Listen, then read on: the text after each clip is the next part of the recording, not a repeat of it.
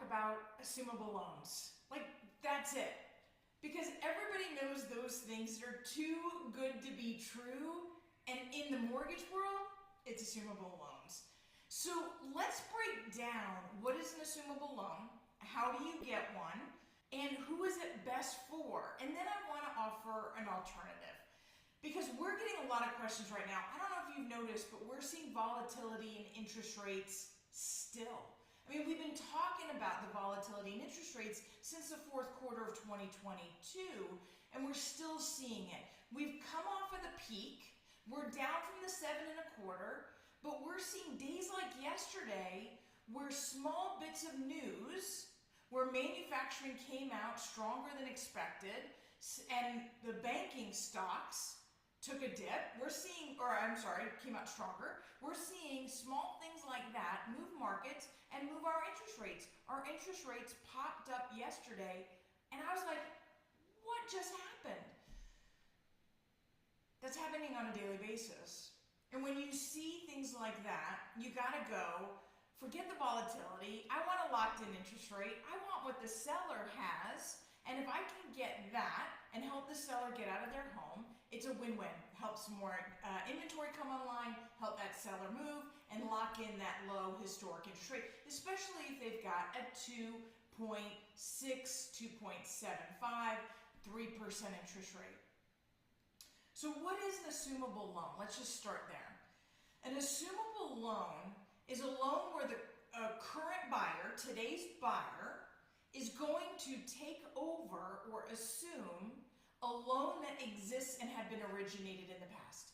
So if I, as a seller, have a government-backed loan, I can promote that listing as having an assumable loan. Meaning, I, as a seller, and I have my loan locked in, say 3%, I can transfer that 3% loan to a new buyer. That is really a market maker. I mean, come on. We're looking at interest rates right now at 6.5. And yesterday, if you just locked in because you went under contract after the weekend, you probably saw some volatility in the interest rate from what we quoted on Friday. And it's exhausting.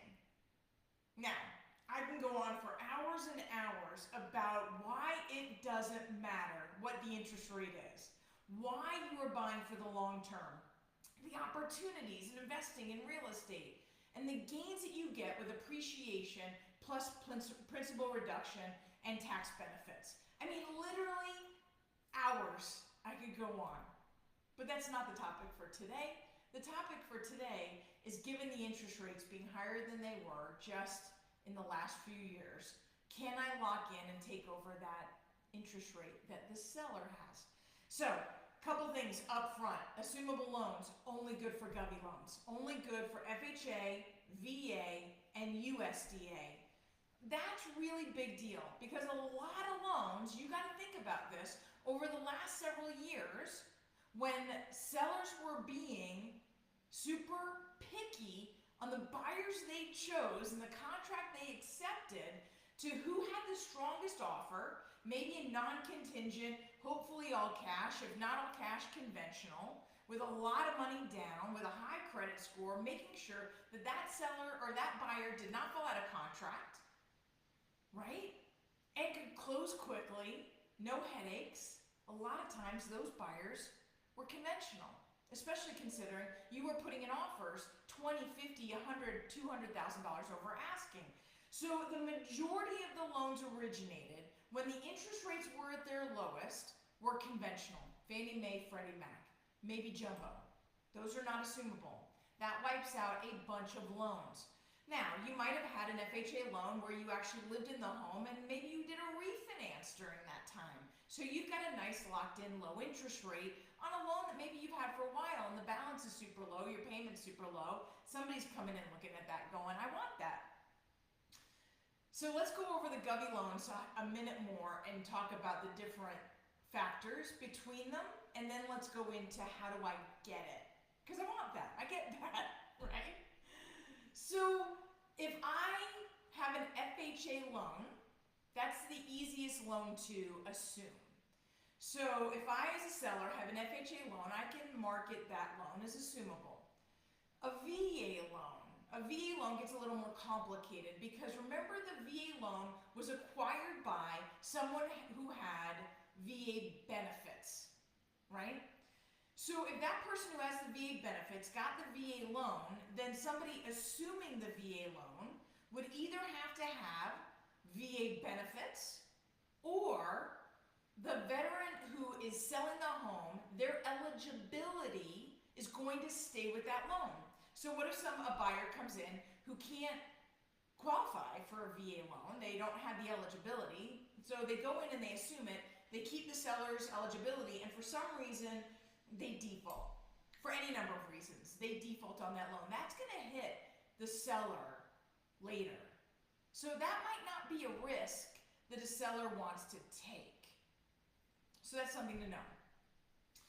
USDA is going to have to fall within the guidelines of USDA buyers. So a buyer can come in, and as long as you fit within the guidelines of USDA, given your household income, and you would assume that the property would already match because it has a USDA loan on it, but assuming that the borrower can conform to the debt-to-income ratio and the income requirements of a USDA loan, they can assume that loan.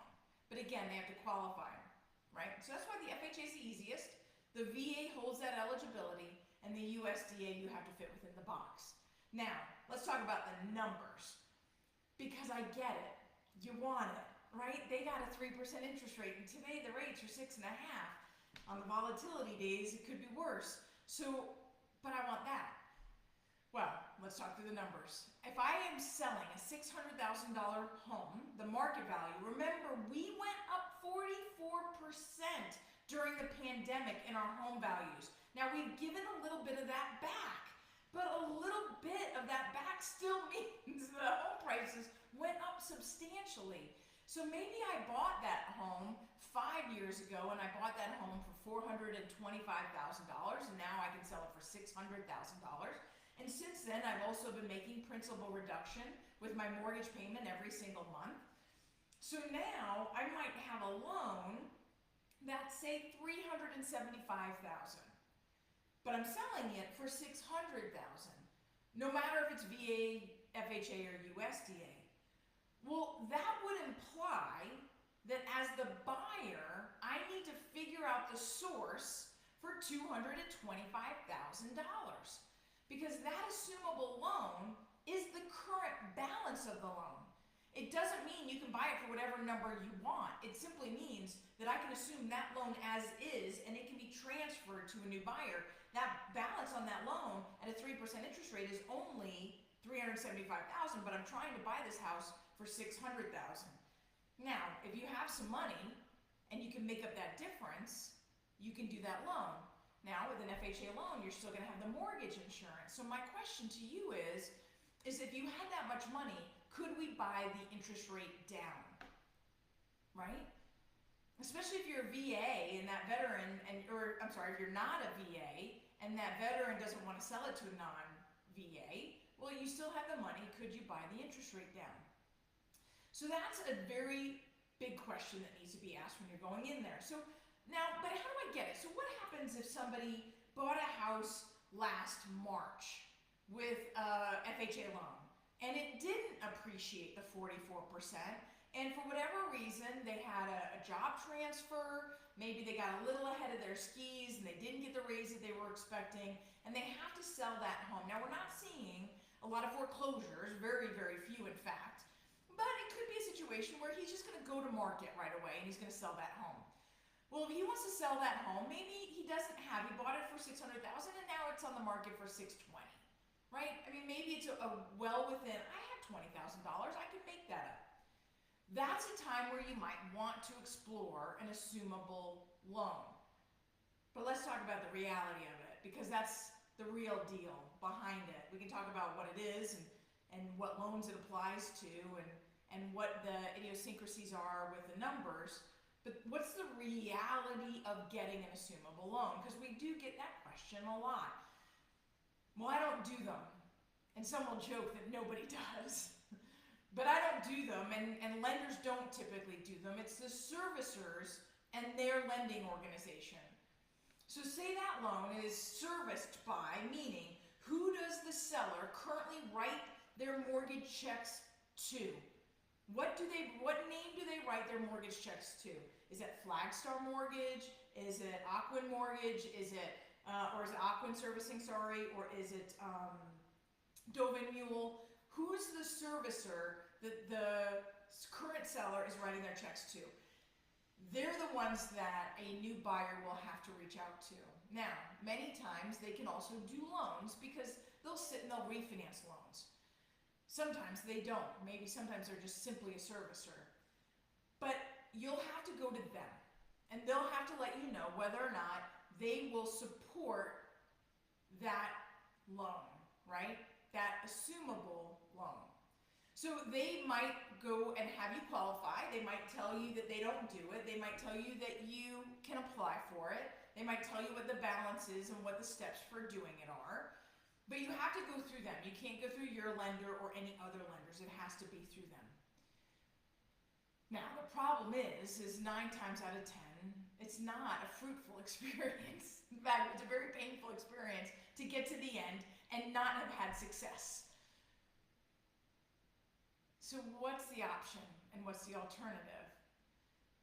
There is that small window right there where you might have bought a home last spring or summer and you might want to turn around and offer it as an assumable loan because you locked it in right when prices were at their height or slightly before and interest rates were still at their low right before they went up, when that particular loan is a fantastic assumable loan because the value has not gone up too high where I could go in as a buyer and still have the opportunity. I'd call the servicer on that one. Now you might not have success and you might want to beat your head up against a wall. I'm just saying. But I might make that phone call in that case. Otherwise, here's the solution. The solution is to do a TBD underwrite, to get fully pre-underwritten and to know what your numbers are so that you can successfully go in and offer with full confidence that you've got the best interest rate given your scenario and the current market. And talk about what it would take to buy down the interest rate. How much money would it take to buy down that rate so that it matched that assumable loan or got very close? But remember, we're all expecting interest rates to start to go down the end of this year and 2024.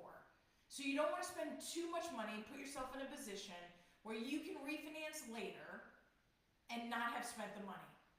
But I'll go to bat when people say, but I need that lower payment right now because it fits within my budget. I'll say, let's look at what it would take to do a loan today, to do a refinance. We do no-cost refinances for everybody that buys with us, but there's costs. There's a title cost associated. You have to move your escrows. There's time. What's your hour worth?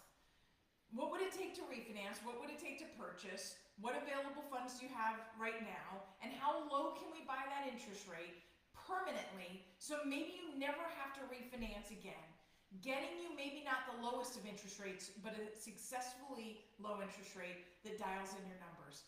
That's the Rueth team way.